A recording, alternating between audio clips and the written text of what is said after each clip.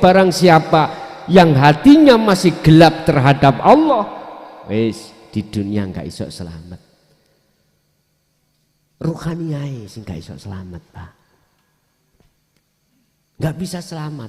Mesti khawatir, mesti nyun sewu, gersah, bahkan takut. Sebab tidak tahu terhadap innahu bikulli syai'in muhit. Semua itu yang agawe itu Allah tidak tahu. Hati tidak bisa tembus.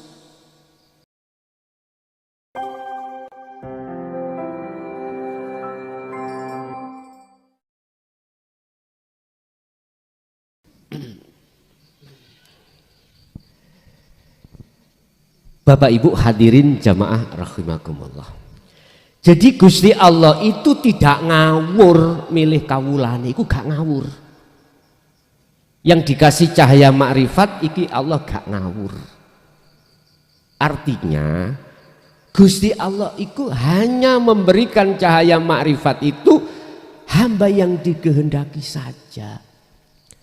Wa malam yaj'al wa malam yaj'alillahu lahu nuron famalahu min nurin. Yun sewu, barang siapa yang tidak diberi cahaya petunjuk oleh Allah, maka dia tidak mempunyai cahaya sedikit pun. Lagi ini yang tidak dikasih cahaya. Kalau itu kita mudun surat An-Nur ayat 24. Surat An-Nur ayat 40. Sing sapa wonge tidak ditaruhi Allah hatinya cahaya makrifat, maka sedikit pun tidak mempunyai cahaya. Berarti inilah disebut gelap gulita alias peteng dedet. Wis.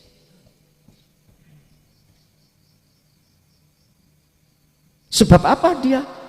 Kok gak dikasih Allah cahaya makrifat, padahal cahaya makrifat itu tak terbatas bagi Allah. Karena kita itu menolak rangkaian-rangkaian ilmu sistem untuk mendatangkan nur makrifat itu. Menolak. Berarti kita menolak tentang ajaran Rasulullah di jalur dinut tauhid, wis titik. Terlepas dari kita orang yang ahli kitab atau tidak, siapapun tidak akan ada dalam hatinya cahaya makrifat. Kalau boleh saya mensurvei Pak ya, selama 23 tahun, hampir 24 tahun. Hampir 24 tahun. Golongan-golongan yang menolak tentang ajaran untuk mendatangkan cahaya makrifat itu, mohon maaf, mohon maaf. Umpomo golongan sing alim ilmu dohiriku mentok, akhirnya disebut ahli kitab. Maneh lagi ada golongan ahli mewah duniawiyah, berarti kaya raya. Ada lagi ahli punya pangkat jabatan. Angel Pak, wong koyok ngeten seperti ini angel banget. Dan atau orang yang ahli ibadah yang disebut al-ubad secara fisik. Secara fisik loh, ibadah secara fisik. Sebab wong sing wis rumangsa ibadah iku apik secara fisik saja, itu mesti ngilokno wong sing gak ibadah. Iku wis hukum wis. Padahal dia tidak sadar husnul a'mal nataiju husnil akhwal. Bagusnya laku jasad amaliyah ngibadah iku di mata Allah tergantung buah sing muncul di dalam hati jenengan kali kula. Bagusnya amaliyah dohir di mata Allah itu tergantung apakah keadaan hati kita juga menghadap Allah. Dia nggak sadar seperti ini. Dikatakan bagus keadaan ruhaniyah jenengan ing mata Allah, di mata Allah, kalau ruhaniyah itu mingkol bin zahidin aifa buduh niki makrifat. Dia itu menolak tentang ajaran-ajaran yang bersifatkan hakikat makrifat. Tidak hanya menolak, bahkan dia mengatakan zalika zolalatun, iku sesat. Mengatakan seperti itu. Akhirnya Allah putuskan yahjubuhum bi'ibadatihim wa ilmihim wa amwalihim. Yun sewu, justru rasa luwih apik awake katimbang wong liya iku dijadikan Allah tutupi hati. Akhirnya gelap, nggak ada cahaya sama sekali. Sing rasa sugih, dengan rasa sugih itu loh Allah kumpulkan untuk menutupi hati kita pada Allah. Akhirnya nggak bisa sampai pada Allah. Sing rumangsa pangkat jabatan sama. Makanya survei saya mengatakan hampir 24 tahun sing wangel nerimone itu orang-orang seperti itu. Bahkan sing mudah menerima ya codot-codot niku. Sing asal disebut lowo iki codot.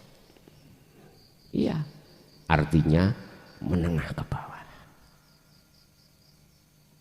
Ngapunten, Abu Jahal itu disebut jahal, bukan bodoh, mboten Pak. Bukan jahil, mboten. Wong ini ku nyuwun sewu Pak. Tokoh iku. Sugih ya tokoh. Terpengaruh di masyarakat itu. Abu Lahab pun juga begitu.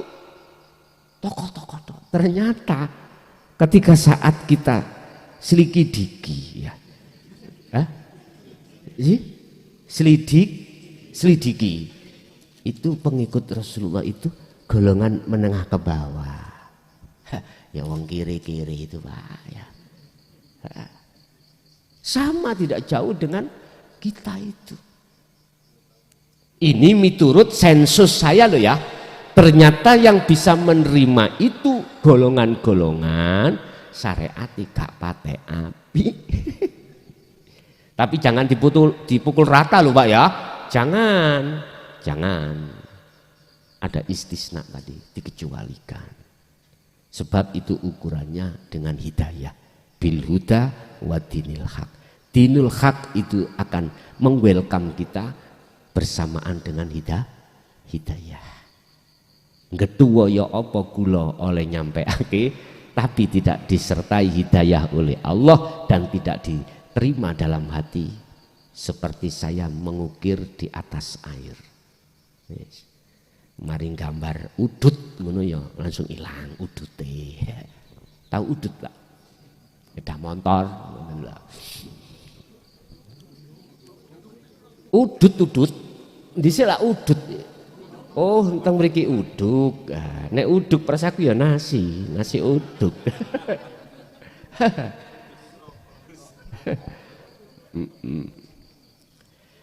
Berarti miturut ayat ini Bapak Ibu, Allah satu sisi menghendaki seseorang dalam hatinya dalam kegelapan alias tidak akan diberikan cahaya makrifat sekecil apapun.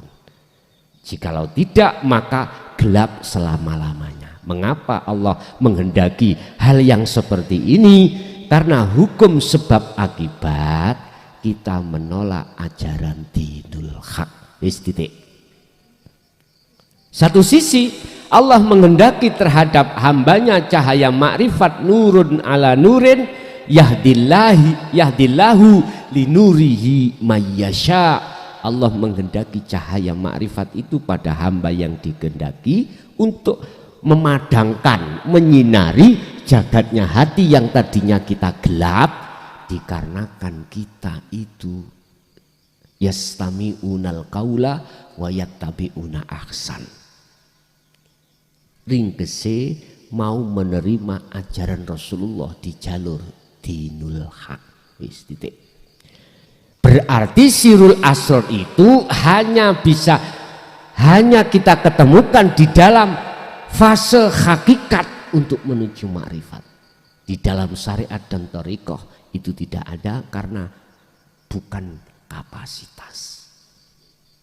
Syariat thariqat adalah untuk membenahi akhlak kita secara jasmani. Ini hubungan hablum minan nas. Hakikat makrifat itu mendidik ruhani untuk hablum minallah. Tali hubungan langsung pada Allah. Makanya mengapa sih saya menentang namanya robitoh itu harus pada Allah. Karena ada kaitannya dengan, mohon maaf, hablum minallah. Tali hubungan langsung pada Allah. Ternyata tali yang dimaksud di sini miturut Al-Quran adalah itulah adzikru bisiril asrar. Terjawab sudah di dalam surat Al-Baqarah ayat 256. Allah katakan, wa may yakfur bittaghuti wa yu'min billah faqad istamsaka bil urwatil wuthqa lam fisama laha.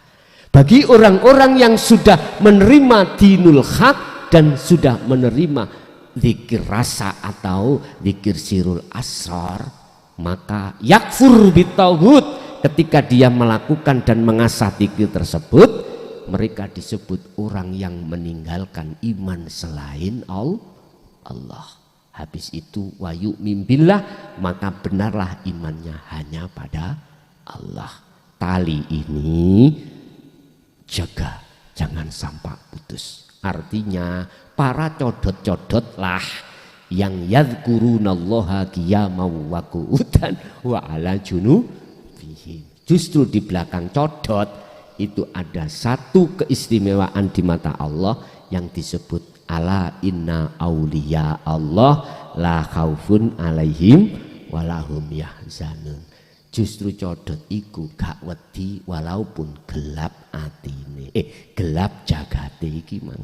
Maksudnya gelap iku dia itu walaupun tidak sugih, tidak pangkat, tidak punya jabatan, mohon maaf.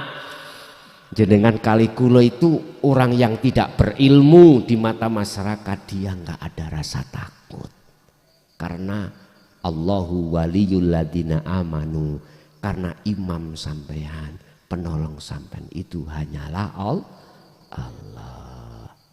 Siapa yang imamnya, penolongnya itu Allah, yukhrijuhum minadh-dhulumati ilan nur. Anda akan dikeluarkan dari zona gelap menuju zona terang. Artinya Anda akan dikeluarkan dari kegelapan terhadap Allah, akhirnya dimasukkan terang nyata terangnya atas gaibnya Allah menjadi nyata Allahnya. Wis sapa wonge roe iku mang wis tutuk kene, mesti selamat dunyane, mesti selamat akhirate. Wis iku kuncine. Sapa wonge atine wis makrifat nang Allah, baik di dunia mesti selamat, luweh-luweh di akhirat. Tapi sapa wonge barang siapa yang hatinya masih gelap terhadap Allah, wis di dunia enggak iso selamat. Ruhaniyae sing enggak iso selamat, Pak. Enggak bisa selamat. Mesti khawatir, mesti nyun sewu, gersah, bahkan takut. Sebab tidak tahu terhadap innahu bikulli syai'in muhit. Semua itu yang agawe itu Allah tidak tahu. Hati tidak bisa tembus. Nek lesan sudah bicara Allahu khalaqakum wa ma ta'malun. Dia sudah percaya bahwasanya Allahu khalaqakum, Allah itu sebagai Tuhan yang menciptakan kita. Tapi wa ma ta'malun dia nggak bisa. Apa yang muncul dalam diri kita, yang timbul dalam diri kita atau timbul dari makhluk lain, itu dari Allah, nggak tahu. Karena terhalanglah. Akhirnya disebut hati yang buta pada Allah. Di dunia sudah, Pak. Sudah bisa kita baca kalau kita itu golongan orang yang tidak selamat. Akhirnya, Pak, mesti karakter kita mengikuti sifat basariyah. Moh gak enak jaluk enak tok. Udahlah, iki wis hukum yang tidak bisa dibantah miturut sifat basariyah. Moh loro jaluk waras terus. Moh bongkoh, moh mati jaluk urip terus. Sampai dungo awakmu ben diwenehi umur panjang. Allahumma tawil umurona ya Allah. Ngono. Wis tah. Moh gak enak jaluk enak miturut sifat basariyah. Sedaya semua, Pak. Gak saya, gak jenengan, manakala sifat basariyah itu kuat, liar, seperti itu. Kegelapan yang terjadi akhirnya ketika dihadapkan loro gak waras-waras, sawa umpek, Pak. Akhirnya imane mancal-mancal. Mambengi ngipi di jojoh dom ambek tonggone. Wah yo iki kiriman. Akhirnya ditakokno wong pinter jarine. Wong pinter ngomong, "Iya tak terawang kasapku. Kamu kok sing gawe. Tanggamu dhewe wis kocluk pindho iki." Masyaallah. Gak meredam iman sing salah, malah nambahi. Akhirnya yang terjadi apa? Hasut, Pak. Geding sampai nanggone tangga mang. Apalagi ini kita omongkan pada anak kita dan sampai terjadi kita mati. Oh, menurun lorone hati mang. Akhirnya disebut dendam. Padahal yo gak nyapo-nyapo tanggane. Nyun sewu, Pak. Iling, ingat, alladzi yuwaswisu fi sudurinas minal jinnati wanas. Jadi nafsu iku mbisiki ning ati sampean iku tidak hanya lewat manusia, jin. Apa? Angen-angen ning ati sampean iki le. Tamani dalam hati bisikan nafsu lewat jin. Contoh. Aku ndelok tanggoku bisnis iku kok enak ya. Wis muncul dalam hati kita gagasan pengin sing koyok ngono. Tawa kok sampean kok sukses ya apa toh? Kula kok gak sukses. Ngene carane. Akhirnya ati ndangen-angen pengen sukses dunyane. Lho iku bisikan nafsu. Bagi orang itu. Tapi ini tidak akan menjadi bisikan nafsu bagi orang-orang yang hatinya sudah sampai makrifat Allah. Ini namanya bonus. Wis. Saya dibalik. Saya merantau di negeri orang, entah ikut di pulau, di luar pulau Jawa. Jenengan sing sukses ngomong, "Son, awakmu kok gak sukses, kok gak duwe apa-apa ngono puluhan tahun." Tak jawab, "Sing salah mbokku," jare ngono. Dungane mbokku ngomong, "Wis muga-muga kuwi rono gak ana apa." Akhirnya aku mulai yo gak duwe apa-apa. Mbok nih dilokno aku mbok nih. Allah ya kari. Iya, sing salah dungane mbokku. Wis le muga-muga ana kono yo gak ana apa. Ya mulai yo gak nggawa apa. Masyaallah. Bapak Ibu, jangan dikira orang yang sukses dunyane iku sukses akhirate, belum tentu. Jangan dikira orang yang tidak sukses dunyane iku juga enggak sukses akhirat, belum tentu. Ukurannya itu adalah apakah hati kita masih menolak atau sudah menerima tentang pengajaran Rasulullah di jalur dinut tauhid. Khusus jujur Pak, saya ini menyerukan hanya berbicara tentang sukses akhirat.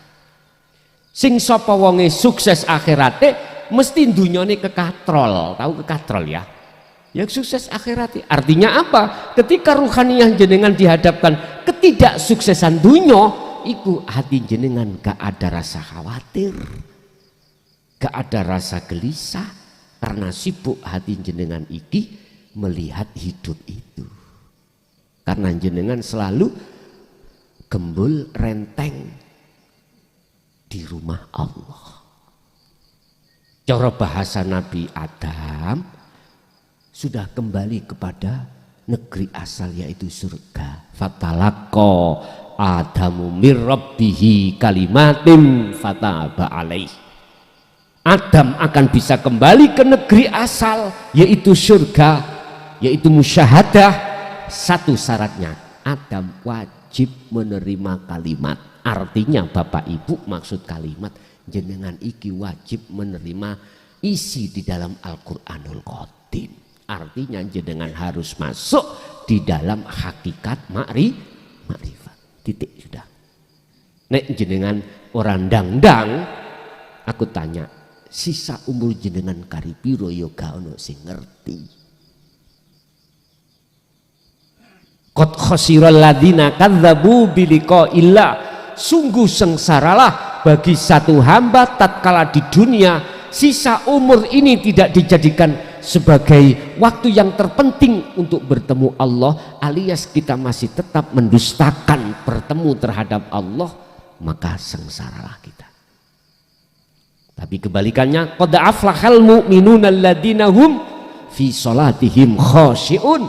Sungguh bahagialah bagi orang-orang yang hatinya saat di dunia ini sisa umur kita jadikan sebagai zona atau sibuk untuk bertemu Allah. Khasyi'un berarti disebut sebagai sholat yang khusyuk. Sholat sing khusyuk berarti bertemu pada Allah. Bisanya bertemu ya fa'budu, ya kudu ning atimu nang bendol niko fa'budu. Lah itu bukan bal loh Pak, itu hak itu. Saya tinggalin di surat Maryam ayat 36. Yaitu kalau toh hidup iku Tuhanmu, ya fa'budu, madhepo sira nang urip. Tapi bahasane Quran iku bukan hidup. Innallaha huwa rabbi wa rabbukum. Allah iku jenenge, ngoten. Ya sembahan fa'budu. Ya makrifat kuwi. Kuwi nek wis makrifat, hadza cara seperti inilah berarti siratum mustaqim. Anda dikatakan orang yang berjalan di atas jalan yang lur, berarti jenengan iki wis ngliwati siratal mustaqim. Waktu mangan siratal mustaqim, waktu ngombe siratal mustaqim, waktu apapun aktivitas jenengan siratal mustaqim. Tapi jadi kayak guyon ya. Ya sik minggir aku tak siratal mustaqim. Ya gak apa-apa sih nek wis padha paham. Sebab wong sing gak paham siratal mustaqim iku sesuk nek wis dina kiamat, terus dina kebangkitan, terus dina penghisapan, barulah ngewot siratal mustaqim. Ngoten. Padahal sak temene ning donya iki zamane sudah.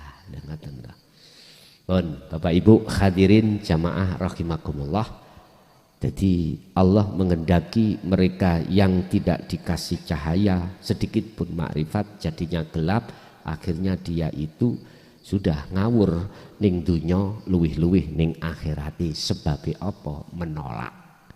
Menolak pengajaran dino tauhid. Yang kedua, Allah pasti akan menurunkan cahaya makrifat terhadap satu hamba karena dia menerima pengajaran dino tauhid. Ketika saat dia sudah menerima ajaran dino tauhid, dia pasti akan dikasih amanah oleh Allah zikir sirul asrar. Dengan begitulah maka proses cahaya makrifat datang.